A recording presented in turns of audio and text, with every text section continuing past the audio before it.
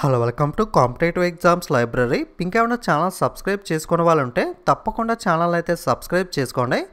Railway NTPC CBD 2 level 5 level 3 level 2కు సంబంధించిన city intimation link అయితే నైట్ యాక్టివేట్ అవ్వడం జరిగింది. అలాగే ఏపీఎస్సీ ఈవో గ్రూప్ 4కి సంబంధించిన ఎగ్జామ్ డేట్స్ కూడా అనౌన్స్ చేశారు. రెండింటి మీద నైట్ వీడియోస్ అయితే చేశాను, చూడని వాళ్ళు ఉంటే ఒకసారి అయితే చెక్ చేసుకోండి. ఇక ఈరోజు ఈ వీడియోలో మనం ఐడిబిఐ బ్యాంక్ నుండి విడుదలైన జాబ్ నోటిఫికేషన్ డీటెయిల్స్ అయితే చూద్దాం. మనకి అఫీషియల్ వెబ్సైట్ idbibank.inలో మనకి అడ్వర్టైజ్మెంట్, అలాగే పక్కన అప్లై ఆన్లైన్ లింక్ అనేది ఉంది కదా. సో ఈ లింక్ అనేది మీకు జూన్ 3 నుండి అయితే యాక్టివేట్ అవుతుంది అప్లై చేసుకోవడానికి. ఒకసారి నోటిఫికేషన్ డీటెయిల్స్ అన్నీ కూడా కంప్లీట్గా మీకు క్లియర్గా చెప్తాను, ఎక్కడ స్కిప్ చేయకుండా పూర్తిగా చూడండి, అప్పుడే మీకైతే అర్థమవుతుంది. ఇందులో మనకి రెండు రకాల వేకెన్సీస్ అయితే ఉన్నాయి. ఒకటి ఎగ్జిక్యూటివ్ కాంట్రాక్ట్ బేసిస్ మీద, రెండు మనకి PGDBF కోర్స్ అనేది ఉంటుంది. ఓకే, రెండిట్లో కేవలం ఏదో ఒకటి మాత్రమే అప్లై చేసుకోవాలి. మీరు ఏదో ఒకటి, మీకు రెండుకి సంబంధించిన డీటెయిల్స్ చెప్తాను, దాన్ని బట్టి మీరు ఏదో ఒకటి అయితే డిసైడ్ చేసుకోండి. మనకి ఎగ్జిక్యూటివ్ కాంట్రాక్ట్ బేసిస్ అనేది ఎలా ఉంటుందంటే మీకు 1 ఇయర్ కాంట్రాక్ట్ పాటు అయితే ఉంటుంది, తర్వాత మళ్ళీ ఇంకొక 1 ఇయర్, ఇంకొక 1 ఇయర్ ఆ విధంగా ఎక్స్టెండ్ చేస్తారు.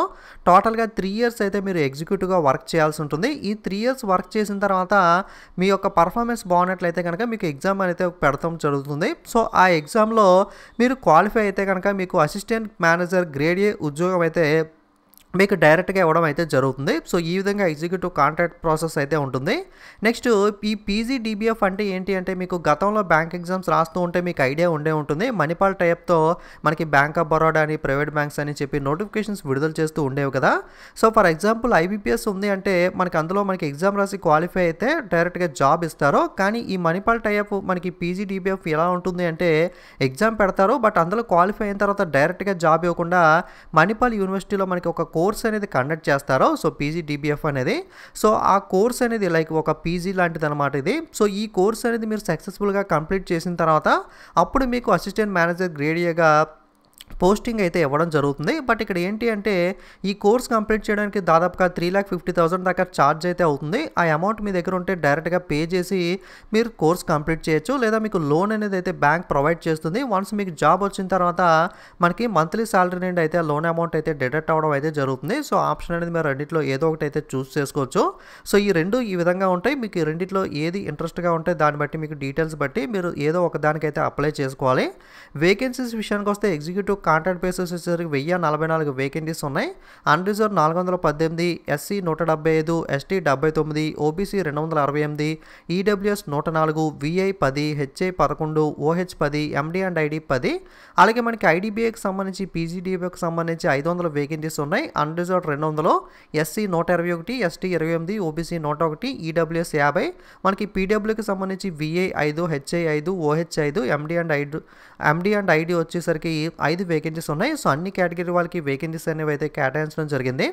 మీకు దీనికి సంబంధించి ఏజ్ కానీ క్వాలిఫికేషన్ కానీ April 1కి అయితే మీకు కంప్లీట్ అయి ఉండాలి. అంటే గ్రాడ్యుయేషన్ మనకి ఏదైనా డిగ్రీ అనేది పాస్ అయి ఉంటే దీనికి అప్లై చేసుకోవచ్చు. కానీ ఆ డిగ్రీ అనేది మీకు రిజల్ట్ అనేది, ఫైనల్ ఇయర్ రిజల్ట్ అనేది April 1 కల్లా వచ్చి ఉండాల్సి ఉంటుంది.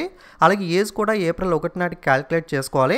మీకు అప్లై చేసుకోవడానికి June 3 నుండి లింక్ యాక్టివేట్ అవుతుంది. June 17వ తారీఖు లోపు అప్లై చేసుకోవాలి. ఎగ్జిక్యూటివ్ కాంట్రాక్ట్ ఎగ్జామ్ అనేది July 9 ఉంటుంది. మనకి PGBDFకి సంబంధించిన ఎగ్జామ్ అనేది అయితే July 23 అయితే కండక్ట్ చేస్తారో.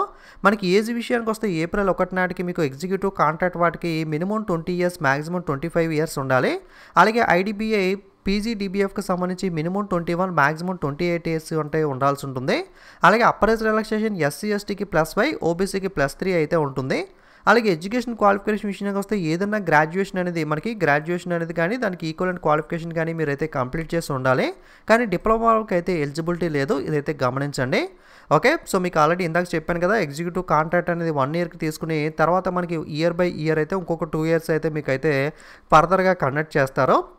సో టోటల్గా 3 ఇయర్స్ అయిపోయిన తర్వాత on successful completion of period of 3 years of contractual service such appointee shall become eligible for appointment as assistant manager grade A in the bank through a selection process that would be conducted by the bank. Okay, bank అనేది ఒక selection process అయితే conduct చేస్తుంది.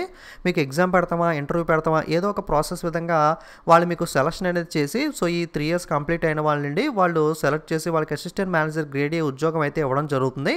మీకు contract పీరియడ్లో మొట్టమొదటి first year ఇయర్లో 29,000 pay చేస్తారు monthly, second ఇయర్లో మనకి 31,000 రూపాయలు మంత్కి పే చేస్తారు, థర్డ్ ఇయర్లో వచ్చేసరికి 34,000 రూపాయలు అయితే పే చేయడం జరుగుతుంది. సో అసిస్టెంట్ మేనేజర్ గ్రేడ్ ఏకి వెళ్ళిన తర్వాత మళ్ళీ ఇంకా సాలరీ అనేది అయితే ఇంక్రీజ్ అవ్వడం అయితే జరుగుతుంది. సో నెక్స్ట్ మనకి మణిపాల్ టైప్ యూనివర్సిటీ చూసుకుంటే మనకి సౌత్ వాళ్ళకి, ఆంధ్ర తెలంగాణ వాళ్ళకి అయితే మణిపాల్ యూనివర్సిటీ బెంగళూరులో అయితే మీకు కోర్స్ అయితే కండక్ట్ చేయడం అయితే జరుగుతుంది. ఓకే, 1 ఇయర్ పాటు ఈ కోర్స్ అయితే ఉంటుంది. 9 మంత్స్ వచ్చేసరికి క్లాస్ రూమ్ వచ్చేసరికి ఈ ట్రైనింగ్ అయితే ఇస్తారో, 3 మంత్స్ వచ్చేసరికి ఇంటర్న్షిప్ బ్యాంక్లో అయితే మీరైతే ఏదైనా బ్రాంచ్లో ఇంటర్న్షిప్ 3 మంత్స్ అయితే కంప్లీట్ చేయాల్సి ఉంటుంది.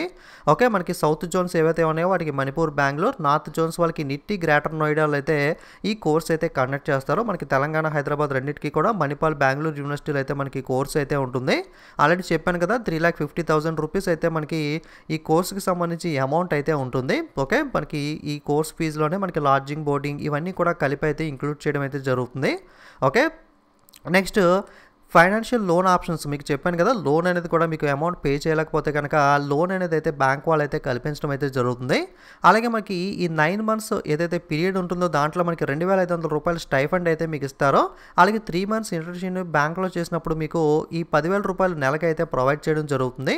సో కోర్స్ కంప్లీట్ అయిన తర్వాత మీకు అసిస్టెంట్ మేనేజర్గా మనకి జాయిన్ అయిన తర్వాత 36,000 పర్ మంత్ అయితే మీకు ఇవ్వడం జరుగుతుంది. దీనికి ఎక్స్ట్రాగా అలవెన్సెస్ అవి కూడా ఏమైనా ఉంటే అవి వాటిని అయితే యాడ్ చేస్తారో. ఓకే, సో అలాగే మీకు బాండ్ అనేది కూడా ఉంటుంది. అంటే మనకి బ్యాంక్లో మనకి వర్క్ చేయాలన్నట్లుగా ఇన్ కేసు బాండ్ బ్రేకేజ్ అంటే మీరు మధ్యలో కనుక మానేస్తే కనుక మీరు కొంత అమౌంట్ అయితే బ్యాంక్కి ఒక 2 lakh రూపీస్ అంత సంథింగ్ పే చేయాల్సి అయితే ఉంటుంది. ఇక్కడ దానికి సంబంధించి డీటెయిల్స్ అయితే ఇచ్చారో, సో ఇది కూడా మీరైతే గమనించండి. మీకు సెలక్షన్ ప్రాసెస్ వచ్చేసరికి ఎగ్జిక్యూటివ్ కాంట్రాక్ట్ బేసిస్కి ఆన్లైన్ టెస్ట్ ఓటీ ఉంటుంది. నెక్స్ట్ డాక్యుమెంట్ వెరిఫికేషన్, అలాగే మనకి ప్రీ రిక్రూట్మెంట్ మెడికల్ టెస్ట్ అనేది కండక్ట్ చేస్తారో. అలాగే మణిపాల్ వచ్చేసరికి మనకి ఆన్లైన్ టెస్ట్, అలాగే డీవీ, అలాగే పర్సనల్ ఇంటర్వ్యూ, అంటే దీనికి ఇంటర్వ్యూ కూడా ఉంటుంది.